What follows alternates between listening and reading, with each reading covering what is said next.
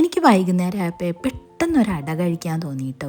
അങ്ങനെ ഞാൻ ദേ വാഴയിലേക്ക് കട്ട് ചെയ്ത് അതിൽ നിറച്ച് ശർക്കരയും തേങ്ങയൊക്കെ വെച്ച് ഒരു ഫില്ലിങ് കൊടുത്ത് നല്ല മധുരമുള്ള ഒരു അട ഉണ്ടാക്കി. ശർക്കരയും തേങ്ങയും മാത്രമല്ല കേട്ടോ, വേറൊരു ഐറ്റവും കൂടി ഇതിൽ ചേർത്തിട്ടുണ്ട്. എല്ലാവരും ചെയ്യണത് തന്നെയാണ്. ആ കുക്കായി വന്നപ്പോൾ ആ വാഴലേൻ്റെ സ്മെല്ലും എല്ലാം കൂടി ആയപ്പോൾ നല്ലൊരു ടേസ്റ്റുള്ള അടയായിരുന്നു. എല്ലാവരും ചെയ്യണ അട തന്നെയാണ്.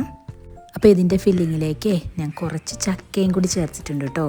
എനിക്ക് ഒരു ചെറിയ ചക്കയാണ് കിട്ടിയിട്ടുണ്ടായിരുന്നത്, ഒരു 5-6 ചുള ഉണ്ടായിരുന്നുള്ളൂ. അപ്പം ഞാനിതേ ഒരു പാനിലേക്ക് കുറച്ച് നെയ്യ് ഒഴിച്ച് ചെറുതാക്കി കട്ട് ചെയ്ത ചക്ക ഞാൻ ഇതിലേക്ക് ചേർത്ത് കൊടുക്കുന്നുണ്ട്. എന്നിട്ട് നല്ലതുപോലെ തന്നെ ഒന്ന് വഴറ്റി കൊടുക്കുന്നുണ്ട്. ഇതിലേക്ക് 1 കപ്പ് തന്നെ തേങ്ങ ചേർത്ത് കൊടുക്കുന്നുണ്ട്. ചക്ക കുറച്ചുള്ളത് കൊണ്ടാണ് കുറച്ച് കൂടുതൽ തേങ്ങ തന്നെ ചേർത്ത് കൊടുത്തിട്ടുണ്ട്. ഇതിലേക്ക് കുറച്ച് ഏലക്കാപ്പൊടിയും ആവശ്യത്തിന് ഉപ്പും കൂടി ചേർത്ത് നല്ലതുപോലെ ഒന്ന് മിക്സ് ചെയ്ത് കൊടുക്കുന്നുണ്ട് കേട്ടോ. ഇനി മധുരത്തിന് ആവശ്യമായ ശർക്കര പാനിയും കൂടി ചേർത്ത് കൊടുത്തിട്ടുണ്ട് കേട്ടോ. അധികം ചേർക്കേണ്ടി വന്നില്ല, ചക്കക്ക് നല്ല മധുരമായിരുന്നു, അതുകൊണ്ട് തന്നെ കുറച്ച് ചേർത്ത് കൊടുത്തോളൂ. ഇതിലേക്ക് കുറച്ച് ചുക്ക് പൊടിച്ചതും ചെറിയ ജീരകം പൊടിച്ചതും കൂടി ചേർത്ത് കൊടുക്കുന്നുണ്ട്. ഇനി ഇതിലെ ശർക്കര പാനിയൊക്കെ വറ്റി ഒന്ന് ഡ്രൈ ആവണ വരെ നമുക്കൊന്ന് മിക്സ് ചെയ്ത് കൊടുക്കാം. അപ്പോൾ ഇതാ ഫില്ലിങ് ഇവിടെ റെഡി ആയിട്ടുണ്ട്. അപ്പോൾ ഇത് സ്റ്റീമറിൽ ഞാൻ കുറച്ച് വെള്ളം തിളപ്പിക്കാൻ വെച്ചിട്ടുണ്ട്. ഇതിലേക്ക് കുറച്ച് കറിവേല ഇട്ട് കൊടുക്കുന്നുണ്ട് കേട്ടോ, നല്ലൊരു ഫ്ലേവറിന് വേണ്ടിയാണ്. അപ്പോൾ അതേ ഫില്ലിങ് ഞാൻ ഇവിടെ റെഡിയാക്കി വെച്ചിട്ടുണ്ട്. അപ്പോൾ ഇനി അട ഉണ്ടാക്കണ്ടേ, അതിനായി പത്തിരിപ്പൊടി നല്ല തിളച്ച വെള്ളവും ഉപ്പും ചേർത്ത് നല്ലതുപോലെ കുഴച്ച് കുറച്ച് കട്ടിയിൽ തന്നെ ഞാൻ പ്രസ് ചെയ്തെടുത്തിട്ടുണ്ട്. അത് ഒരു വാഴയിലേക്ക് വെച്ച് നമ്മൾ റെഡിയാക്കി വെച്ചിട്ടുള്ള ഫില്ലിങ് അതിൽ വെച്ച് കൊടുത്ത് ഒന്ന് ദേ ഇതുപോലെ മടക്കി സൈഡൊക്കെ നല്ലതുപോലെ ഒന്ന് പ്രസ് ചെയ്തതിന് ശേഷം കൂടുതൽ വന്ന വാഴ ഞാൻ ഇതുപോലെ ഒന്ന് കട്ട് ചെയ്ത് മാറ്റുന്നുണ്ട് കേട്ടോ.